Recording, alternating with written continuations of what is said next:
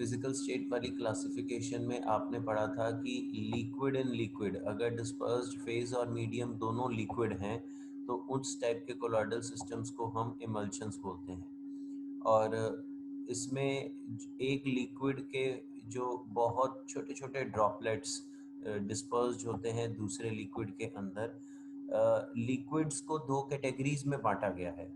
एक oil type liquids जिसको oil generally बोल देते हैं, और वाटर दूसरा लिक्विड। तो दो टाइप के इमल्शंस जो हैं वो देखने को मिलते हैं, एक ऑयल इन वाटर टाइप और एक वाटर इन ऑयल टाइप। आपके सामने हैं दो टाइप के इमल्शंस और कलर से आपको पता चल सकता है। और इनको टेस्ट करने का एक डाई टेस्ट भी होता है। आपके पास वैसे प्रैक्टिकली ऐसे कलरफुल नहीं होते, ये दोनों ही कलरलेस होते हैं, बट हमारे पास कुछ डाइज अवेलेबल होती हैं। जैसे मान लो वाटर सॉल्युबल डाई है, तो आप वाटर सॉल्युबल डाई को इमल्शन में डालो। अगर आपको कलर्ड ड्रॉपलेट्स दिखती हैं इन कलरलेस मीडियम, मतलब वो वाटर इन ऑयल है। और अगर आपको कलरलेस ड्रॉपलेट्स मिलती हैं इन कलर्ड मीडियम, मतलब वो ऑयल इन वाटर है, क्योंकि आपने वाटर सॉल्युबल डाई डाला था, तो वो डाई वाटर में डिसॉल्व होके उसको कलर देगा, ऑयल को नहीं देगा। तो जो चीज़ आपको कलर्ड दिखेगी वो आपका वाटर होगा, और दूसरी चीज़ जो कलरलेस होगी वो ऑयल होगा। बेटा समझ में आ रही है बात राजे?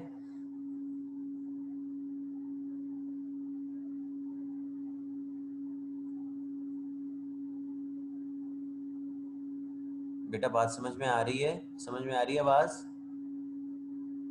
हाँ जी सर। ओके। सो ये दो टाइप के इमल्शंस होते हैं, oil in water type and water in oil type of emulsions. Water जिसमें मीडियम हो, ऑयल इन वाटर टाइप वाले इमल्शंस में एग्जांपल आ जाता है मिल्क और वेनिशिंग क्रीम का।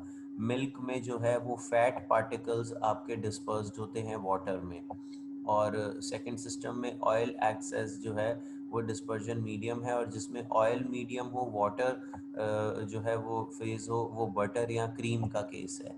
तो पेपर में ये इम्पॉर्टेंट, जब ये बोर्ड के सिलेबस में पिछले साल तक था तो स्कूल पॉइंट ऑफ व्यू से बहुत इंपॉर्टेंट क्वेश्चंस थे। अभी भी आपको ये कंफ्यूज कर देते हैं, जब पेपर में चार ऑप्शंस आएंगी ना, आपको एक तरफ गिवन होगा मिल्क, और देखो वेनिशिंग क्रीम और क्रीम देखने में दोनों है, वो भी क्रीम है ये भी क्रीम है, बट एक जो क्रीम है उसमें वो ऑयल इन वाटर टाइप है, और जो सिंपल क्रीम है वो वाटर इन ऑयल टाइप है।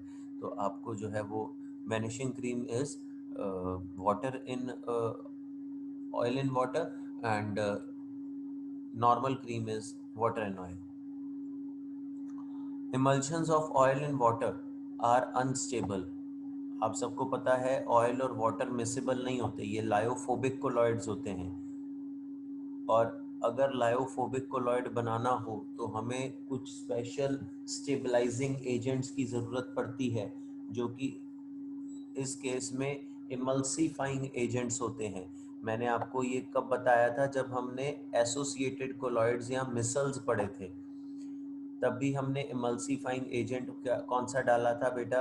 सोप्स, सिंथेटिक सोप्स, ठीक है, नेचुरल सोप्स, और इसके अलावा गम्स, प्रोटीन्स, ये क्या होते हैं? They are the emulsifying agents. और जो water in oil type of emulsions होते हैं उनके लिए मेटल सॉल्ट्स और fatty acids, long chain alcohols, lamp black, ये हमारे पास जो हैं वो एग्जाम्पल्स हैं इमल्सीफाइंग एजेंट्स के। इमल्सीफाइंग एजेंट का काम क्या होता है? वो बेसिकली एक लिंक होता है डिस्पर्स्ड फेज पार्टिकल्स और मीडियम के बीच का।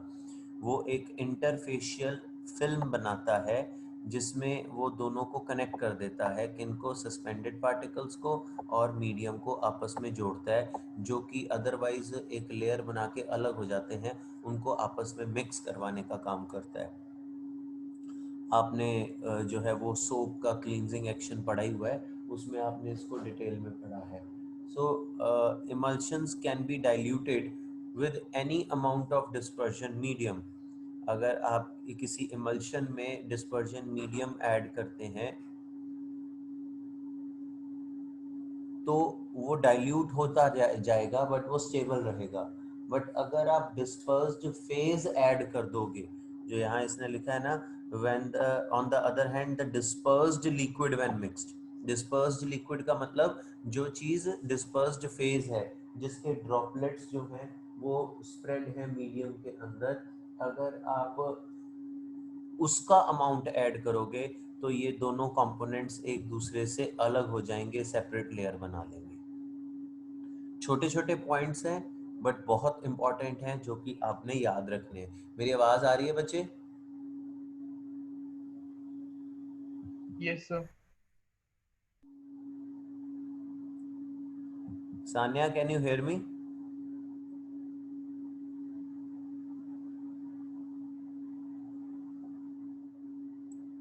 Sanya, can you hear me बेटा?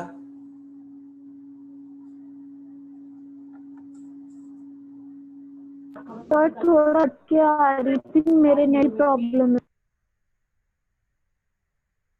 ओके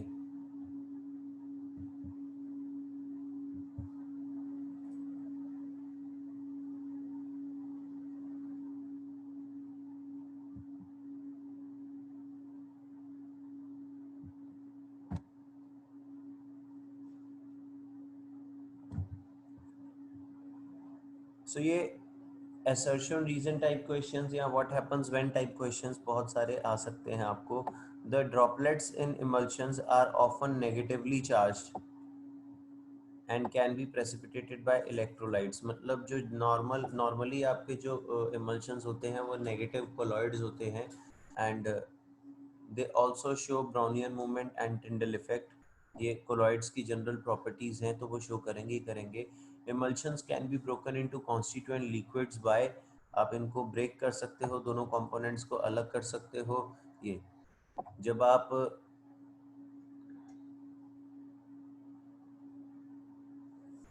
लस्सी बनाते हो तो सेंट्रीफ्यूग करके ही बनाते हो, सेंट्रीफ्यूगेशन से ही वो बनती है। तो वहाँ क्या होता है, सारा ऑयल मक्खन ऊपर अलग हो जाता है और पानी नीचे चला जाता है। तो वो basically oil in water type of emulsion है, जिसमें ऑयल सारा अलग हो जाएगा और वाटर अलग हो जाएगा। So that is another practical example of the emulsions. So बेटा ये क्लियर है अब आपको इमल्शंस का टॉपिक? Is it clear? छोटे छोटे 5-7 पॉइंट्स हैं जो आपको याद रखने हैं एग्जाम पॉइंट ऑफ व्यू से, कंपटीशन पॉइंट ऑफ व्यू से। स्कूल में तो ये नहीं आएगा बोर्ड एग्जाम में। ठीक है बेटा? सुमेल, सहज ओके है? पढ़े आगे। Mayank, Manan, Jitwan, Jaspreet, yes sir. Yes sir. Charanjo, Chetan, Chahna, Ayush, Ansh, Agam, Ashima, बढ़े आगे बेटा। Yes sir. हाँ जी sir. So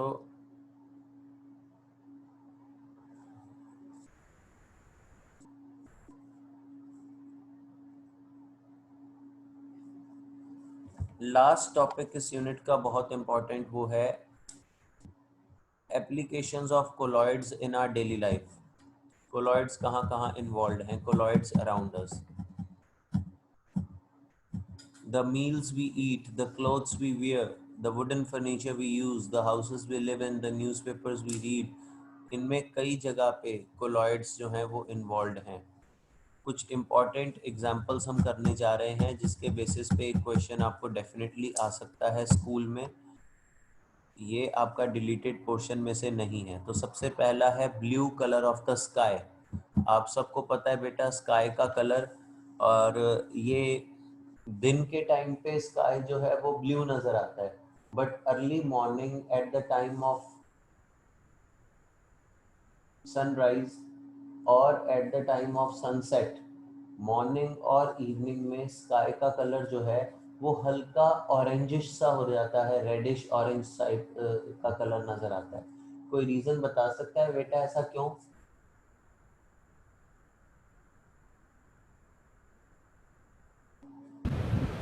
Sir, during the morning or the evening time, the sun is at a larger distance from the earth.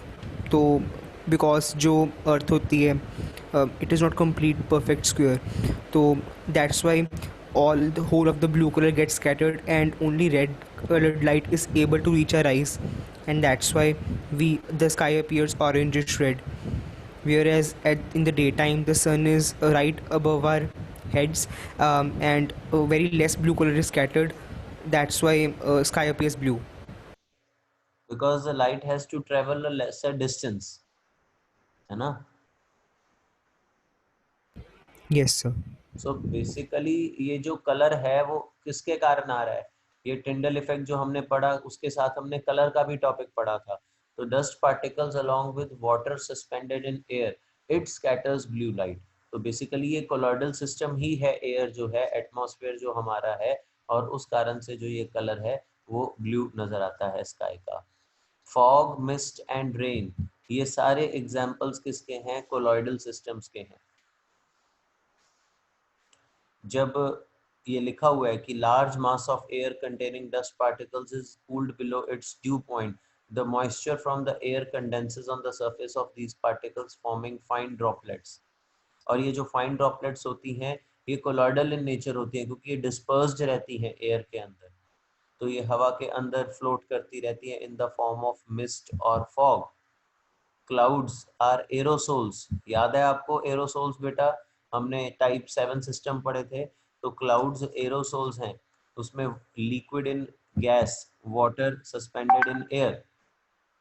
On account of condensation in the upper atmosphere, colloidal droplets of water grow बिगर।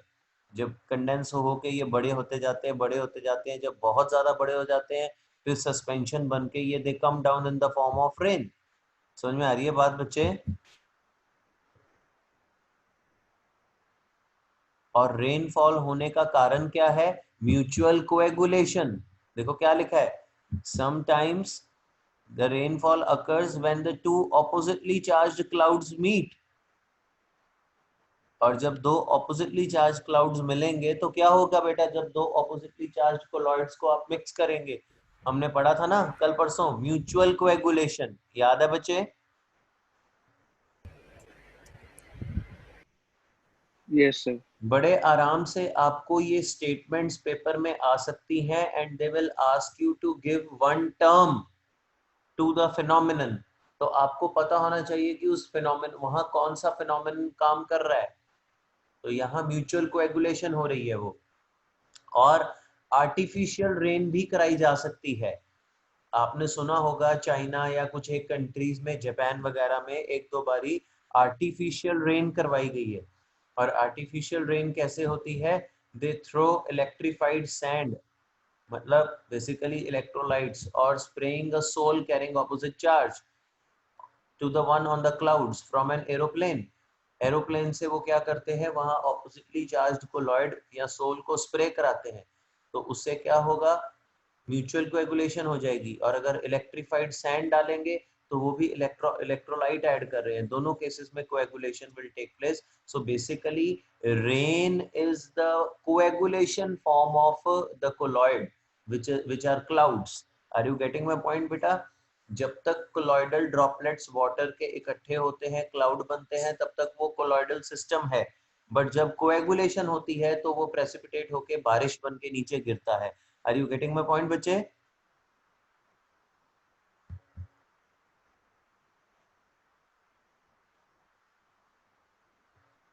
समझ में आ रहा है बेटा जी? Yes sir. Milk, butter, halwa, ice creams, fruit juices, ये सब क्या हैं? They all are colloids. जब हलवा बनता है घर पे, कभी अगर आपने मम्मा को देखा हो हलवा बनाते हुए, तो वहां घी भी डलता है, पानी भी डलता है, ऑयल, वाटर, इमल्शन बनता है बेसिकली। और आपने कभी कोई कुकिंग शो या कोई रेसिपी देखी हो कभी यूट्यूब पे, या कभी किसी फूड चैनल पे कोई रेसिपी सुनी हो, तो रेसिपी में वो बोलते हैं ना कि जब ये पानी छोड़ देगा या घी छोड़ देगा तो वो क्या होता है? बेसिकली वो प्रेसिपिटेशन हो जाती है जब फाइनली वो चीज बन जाती है। बट अदरवाइज इनिशियली जब वो बन रहा होता है, that's a colloidal form. Milk एक इमल्शन है, बटर इमल्शन है, हलवा, आइसक्रीम्स, ये सब क्या है? Fruit juices.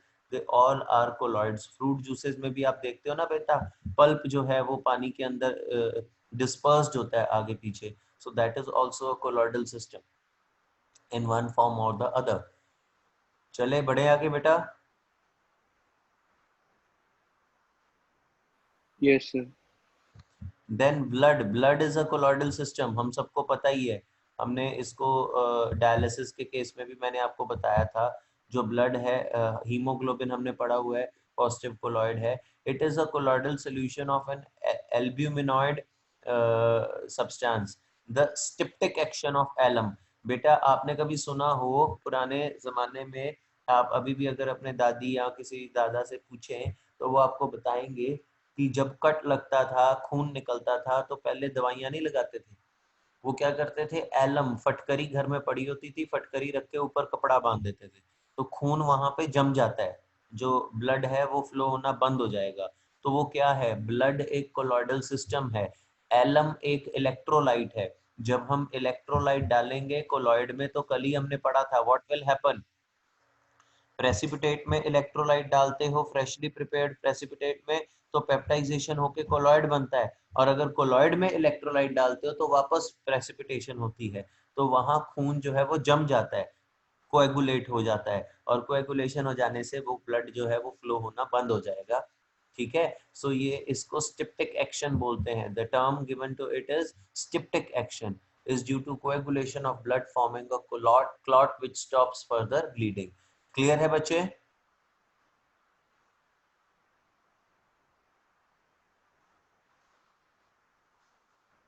Is it clear बच्चे?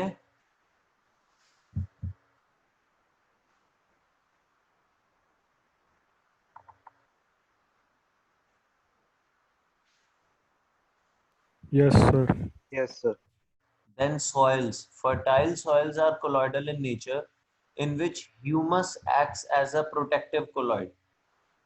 कल हमने प्रोटेक्टिव एक्शन ऑफ, अब देखो कहीं कहीं देखो म्यूचुअल कोएगुलेशन इन्वॉल्व है, कहीं कुछ इन्वॉल्व है, अब यहाँ क्या इन्वॉल्व है, प्रोटेक्टिव एक्शन। कल हमने पढ़ा था lyophilic colloids they protect lyophobic colloids forming a layer around them.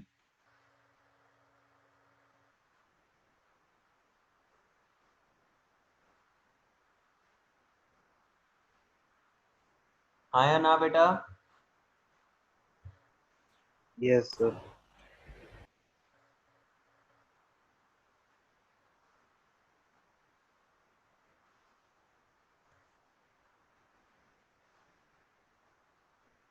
So humus जो है वो प्रोटेक्टिव कोलॉइड की तरह काम करता है, लायोफिलिक कोलॉइड है, और वो सॉइल्स को की स्टेबिलिटी के लिए अकाउंट करता है। Soil absorbs moisture and nourishing materials on account of colloidal nature. colloidal nature के कारण ही वो जो है वो मॉइस्चर और जो बाकी के न्यूट्रिएंट्स हैं उनको अपने ऊपर एब्जॉर्ब करता है। फॉर्मेशन ऑफ डेल्टा, आप सबको पता है जब रिवर वाटर सी वाटर मिलते हैं तो एक डेल्टा फॉर्म होता है कि नहीं बच्चे, पढ़ा हुआ है लोअर क्लासेस में? Yes, sir. सो वो जो रिवर वाटर क्या है, रिवर वाटर में क्ले पार्टिकल्स हैं जो कि कोलॉइडल सिस्टम है। सी में इलेक्ट्रोलाइट्स हैं, सॉल्ट होता है ना सी में, सी वाटर में, तो जब सी वाटर रिवर वाटर से मिलता है तो इलेक्ट्रोलाइट कोलॉइडल सॉल्यूशन से मिलते हैं, तो प्रेसिपिटेशन होती है, कोएगुलेशन होती है, और वो सारा क्ले कोएगुलेट होके एक डेल्टा की फॉर्म में डिपॉजिट हो जाता है। समझ में आ रही है बात बच्चे?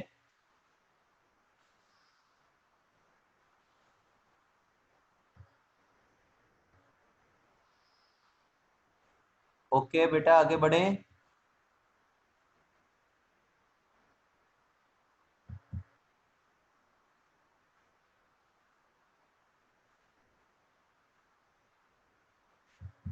एप्लीकेशंस ऑफ कोलॉइड्स, कोलॉइड्स की एप्लीकेशन में बेटा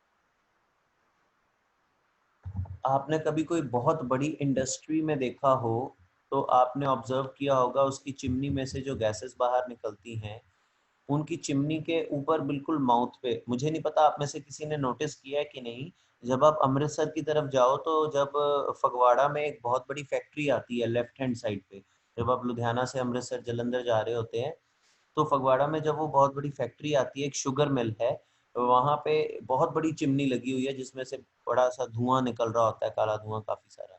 उसके टॉप पे भी देखोगे तो आपको कुछ इस तरीके का स्ट्रक्चर दिखेगा। जो चिमनी में से स्मोक निकल रही होती है बेटा, वो कोलॉइडल नेचर की स्मोक होती है एंड इट इज कई बार वो डिपेंड करता है इंडस्ट्री के ऊपर, उसमें जो है वो कार्बन, आर्सेनिक कंपाउंड्स, डस्ट वगैरह होते हैं। तो before it comes out from the chimney, उसके बीच में जो है एक चैम्बर सा बना होता है, आप कभी देखेंगे ना उस चिमनी में भी, तो आपको सेंटर में एक अलग सा चैम्बर टाइप दिखेगा। तो उसमें ये प्लेट्स होती हैं जिसमें चार्ज होता है opposite to that of the smoke particles. तो वो क्या करेगा, स्मोक पार्टिकल्स की कोएगुलेशन करा के वो बीच में ही रह जाएंगे, जो ये आर्सेनिक कंपाउंड्स हैं, डस्ट है, कार्बन है, और बाकी की जो हार्मलेस गैसेस हैं वो बाहर आएंगी। सो जो पार्टिकल्स होते हैं, these particles they get settle down on the floor of the chamber, और जो प्रेसिपिटेटर है इसका नाम होता है, इसका जो इंडस्ट्रियल नेम है इसका नाम है Cottrell's precipitator, Cottrell smoke precipitator, Cottrell scientist के नाम पे जिसने इसको डिजाइन किया था। बेटा समझ में आ रहा है राजे?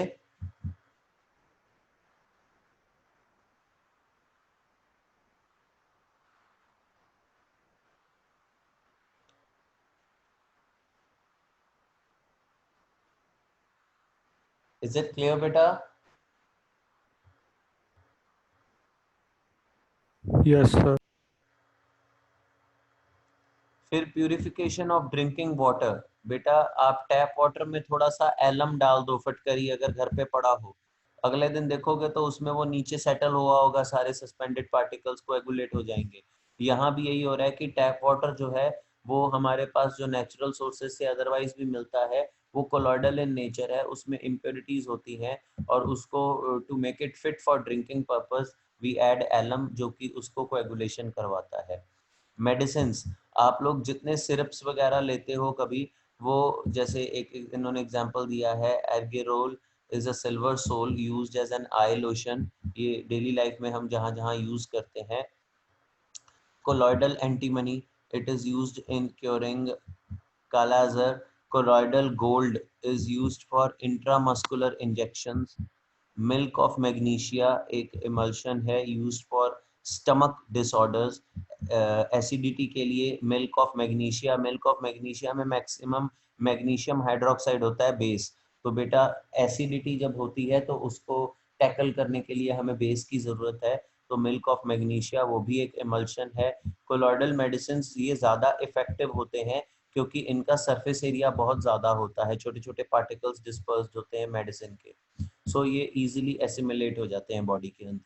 सो this is another very important practical daily life examples where colloids are जो है इनकी एक स्ट्रॉन्ग एप्लीकेशन है हमारे डेली लाइफ के अंदर। चलें बेटा आगे। बेटा न्यूमरस क्वेश्चंस बन सकते हैं इन टॉपिक्स में से, बहुत सारे क्वेश्चंस बन सकते हैं, आएंगे एक या दो ही, बट बन बहुत सारे सकते हैं क्वेश्चंस। बड़े बेटा आगे।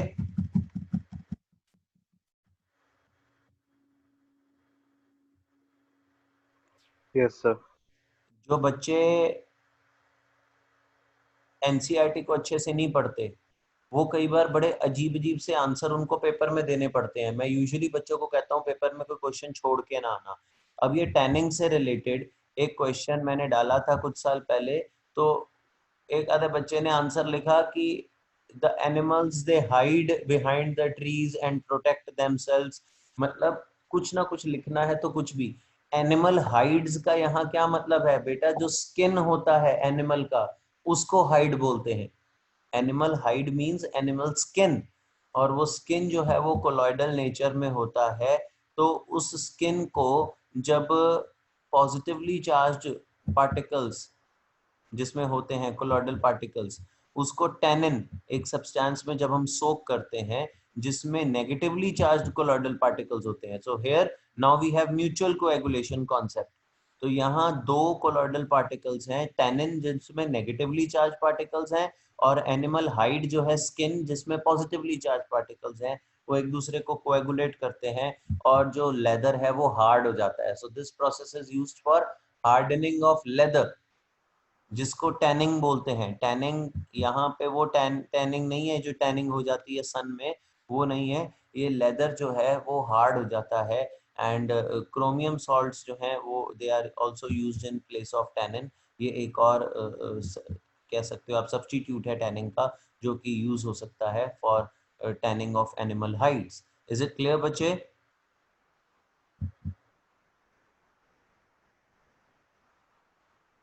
क्लियर है बेटा? Yes, sir. Cleansing Yes, action sir. Soaps and detergents भी हमने कर लिया है. फोटोग्राफिक प्लेट्स एंड फिल्म्स,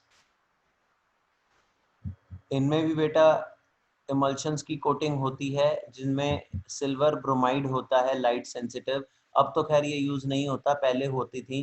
ठीक है, इसको जेलेटिन में डाल के इसकी जो कोटिंग करते हैं सेल्यूलॉइड फिल्म्स के ऊपर, तो नेगेटिव्स जो डेवलप होते थे पहले वो यही चीज़ें थी. रबर इंडस्ट्री में लेटेक्स एक कोलॉइडल सॉल्यूशन है of rubber particles which are negatively charged. बेटा ये आपको क्यों याद रखना है, कौन सा नेगेटिवली है कौन सा पॉजिटिवली है? टेनिन नेगेटिवली चार्ज पार्टिकल्स हैं, एनिमल हाइड पॉजिटिवली चार्ज्ड हैं. ठीक है, लेटेक्स नेगेटिवली चार्ज है. क्यों? हो सकता है आपको बोले लेटेक्स की कोएगुलेशन करानी है, देखो लिखा है ना, rubber is obtained by coagulation of latex. तो वो बोले लेटेक्स की कोएगुलेशन करानी है, बताओ इन इलेक्ट्रोलाइट्स में से which one is a better electrolyte. तो आप वही इलेक्ट्रोलाइट सेलेक्ट करोगे ना बेटा जिसमें कोएगुलेटिंग आयन की वैलेंसी ज्यादा होगी, कंसेंट्रेशन ज्यादा होगी. तो वो आप तभी सेलेक्ट कर पाओगे अगर आपको ये पता होगा कि आपके कोलॉइड पे चार्ज क्या है. जो कोलॉइड पे चार्ज है उसका ऑपोजिटली चार्ज्ड पार्टिकल, जैसे लेटेक्स के केस में कैटायन होगा क्योंकि कोलॉइडल पार्टिकल्स नेगेटिवली चार्ज्ड हैं. तो कैटायन को आप चेक करोगे कि किस केस में कैटायन ज्यादा से ज्यादा चार्ज वाला है एज पर हार्डी-स्क्यूल्स रूल, और उसकी कंसेंट्रेशन किस केस में सबसे ज्यादा है, मॉडिफिकेशन. तो आप डिसाइड करोगे कि कौन सा इलेक्ट्रोलाइट यूज करेंगे उसकी कोएगुलेशन के लिए. Are you getting my point बेटा? मैं जो चीज आपको बताने की कोशिश कर रहा हूँ.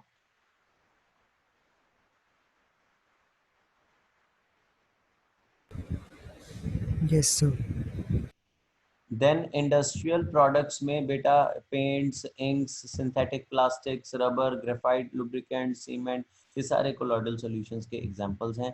अब with this we have finished our unit.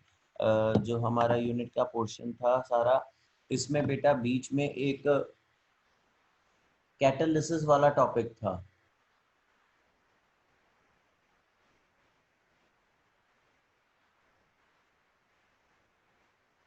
बेटा ये मैंने डिसाइड किया है कि अभी जब हम एक बार सिलेबस कंप्लीट कर लेंगे ना, फिर रिवीजन के टाइम पे एक बार इकट्ठे जो भी डिलीटेड पोर्शन है जो सीबीएसई ने अभी दिया है, वो सिर्फ डिलीटेड पोर्शन पे हम एक हफ्ता 10 दिन एक्स्ट्रा लगा के वो हम सारा एक बार गो थ्रू करेंगे, ताकि आपको ये भी रहेगा कि ये बोर्ड के लिए नहीं करना, ये सिर्फ कॉम्पिटिशन्स के लिए करना है. ठीक है बेटा, समझ में आ रही है बात मैं क्या कह रहा हूँ? Yes, sir. तो वो जो कैटालिसिस वाला टॉपिक है, वैसे मैंने आपको बताया था कि एड्सॉर्प्शन कैसे, एड्सॉर्प्शन के थ्रू कैटालिसिस होती है, क्योंकि एड्सॉर्प्शन के दौरान जो एनर्जी रिलीज होती है वो एनर्जी एक्टिवेशन एनर्जी को लो कर देती है. तो लो एनर्जी पाथ मिल जाता है एक रिएक्शन को, जिससे रिएक्शन इजीली हो जाता है. ये मैंने आपको ग्राफ बना के पूरा समझाया हुआ है, रिकॉर्डेड लेसन्स आपके ग्रुप में है, you can very well check them.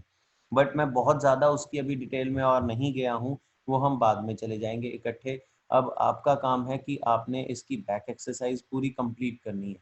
इसमें आप ये क्वेश्चंस को इग्नोर कर सकते हैं फिलहाल.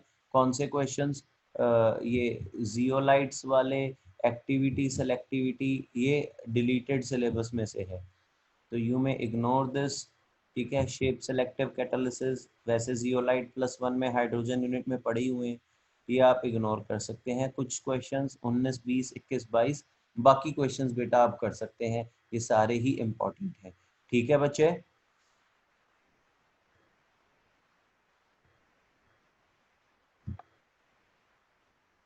इज इट क्लियर बेटा?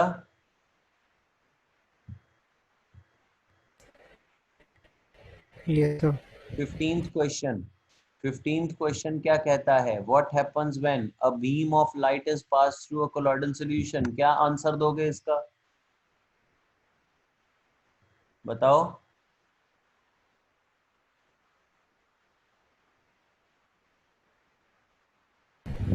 The path of light becomes visible due to dispersion by colloidal particles.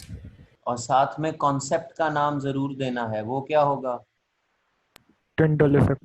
Yes, वो जरूर बोलना है। मतलब दोनों चीजें रिक्वायर्ड है जो आपने बोला पहले मयंक, वो भी, और फिर टिंडल इफेक्ट भी बताना है। ठीक है? Okay, sir.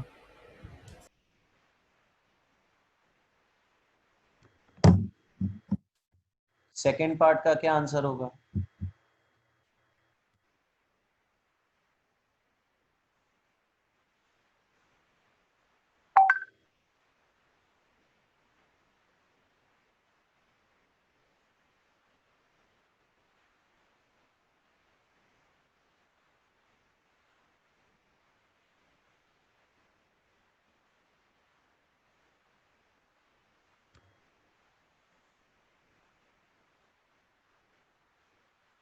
बेटा सोल के अंदर इलेक्ट्रोलाइट डालोगे तो क्या होगा? प्रेसिपिटेशन Mutual और coagulation. No no no no no, NaCl electrolyte है। म्यूचुअल कोएगुलेशन का मतलब होता है दो कोलॉइड ही मिक्स कर दो, ऑपोजिटली चार्जेस वाले। समझ में आ रही है बात? Yes, sir. Don't confuse mutual coagulation with a simple coagulation. Coagulation can be carried out in 4 or 5 ways: by adding an electrolyte, by adding oppositely charged colloid only, by boiling, by persistent dialysis, by electrophoresis। ये हमने सारे method पढ़े हुए हैं। तो बेटा mutual coagulation कब होती है? म्यूचुअल का मतलब है दोनों, दोनों का मतलब है जब दोनों ही कोलॉइडल नेचर के हों। सो दो कोलॉइड्स जब मिक्स करते हो ऑपोजिट चार्जेस वाले, वो म्यूचुअल कोएगुलेशन है। जब आप इलेक्ट्रोलाइट ऐड कर रहे हो वो सिंपल कोएगुलेशन है। अगर आप यहाँ म्यूचुअल लिख दोगे तो नंबर कट जाएंगे। ओके? Okay, sir. थर्ड वाला, electric current is pass through a colloidal solution.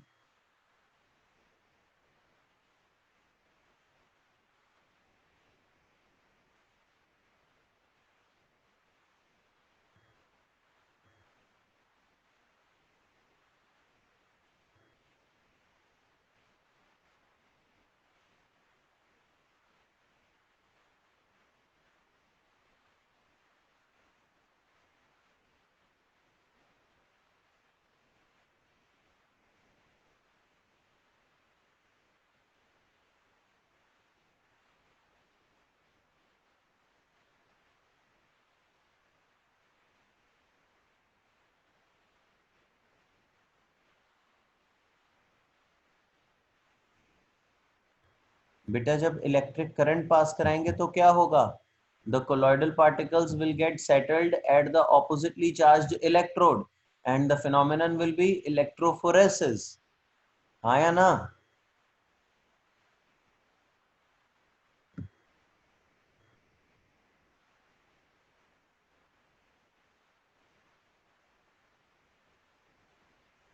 समझ में आ रही है बात?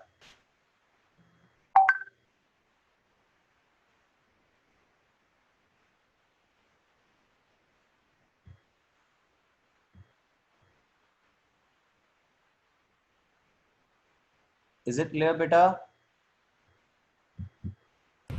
Yes, sir.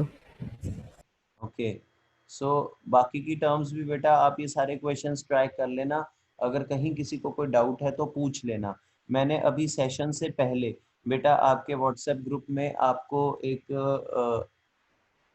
एग्जाम्पलर क्वेश्चंस का PDF फाइल सेंड की है, ये वाली।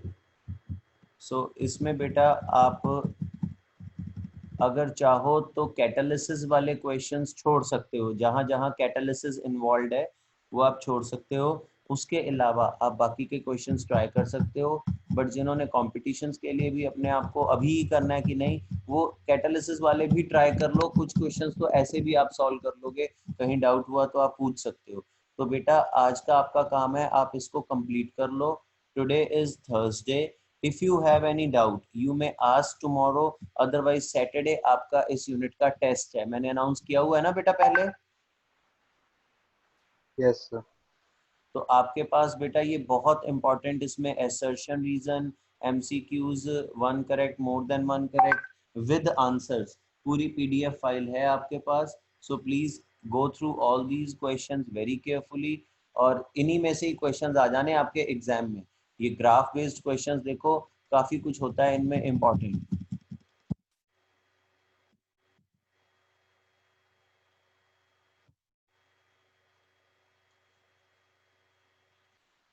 अब 25th क्वेश्चन का क्या आंसर है, याद है आपको?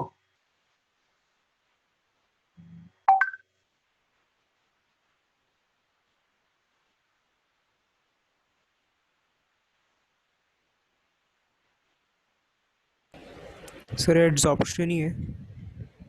Yes, the answer is adsorption. अब कई बच्चे इसमें कोएगुलेशन, इमल्सिफिकेशन जोड़ देते हैं, ऐसा कुछ नहीं है। ये आपको शुरू शुरू में एडसॉर्प्शन की एप्लीकेशंस में बताया था कि कलर जो है वो चारकोल के ऊपर कलर डाई एडसॉर्ब हो जाती है और बाकी का सोल्यूशन कलरलेस होके अलग हो जाता है। याद है बच्चे?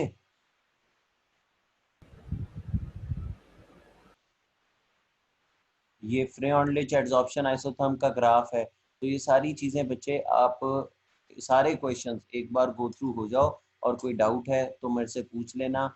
आज भी बेटा हम एक ही सेशन में इसको कंप्लीट करेंगे। कल अगर आपके कोई डाउट हुए तो हम करेंगे, नहीं तो I will start with next unit tomorrow, D and F block. ठीक है बच्चे? Okay, sir. Okay sir. आज ये सॉल्व करने शुरू कर दो, ये सारी असाइनमेंट।